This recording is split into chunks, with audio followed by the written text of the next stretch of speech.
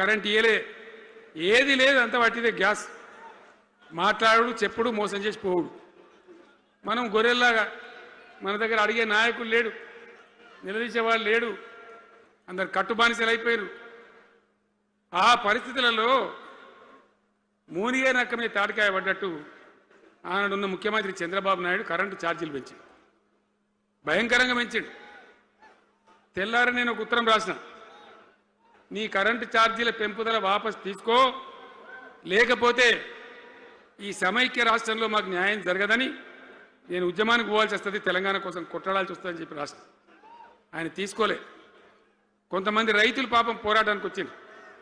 మీరు కొత్త వాళ్ళు చూడకపోవచ్చు, కానీ చాలా పాత వాళ్ళకి తెలుసు.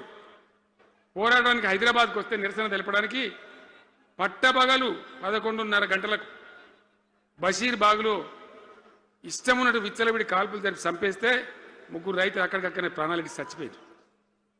ఆ తర్వాత నిర్ణయం తీసుకున్నవిగా ఇక లాభం లేదు, ఎదురు తిరిగితే కూడా వీళ్ళు కాల్చి చంపుతున్నారు, జెండా ఎత్తడం ఒకటే తప్ప మార్గం లేదని చెప్పి ఆనాడు నేను తెలంగాణ ఉద్యమానికి శ్రీకారం చుట్టాను. ఎంబడ ఎవడు వచ్చినా సరే రాకున్నా సరే ప్రజలున్నారు, యువకులున్నారు, చూసుకుందాం దేకలేం అని చెప్పి బయలుదేరితే ఎక్కిరిచుడు, ఏ వీడు బక్కపాడు కేసీఆర్ గారు ఎవడో బొడి చేసి చంపేస్తాం అని ఒకడు మాట్లాడు, ఇది మగల పుట్టింది పుబ్బల పోతుంది ఇంకోడు మాట్లాడు,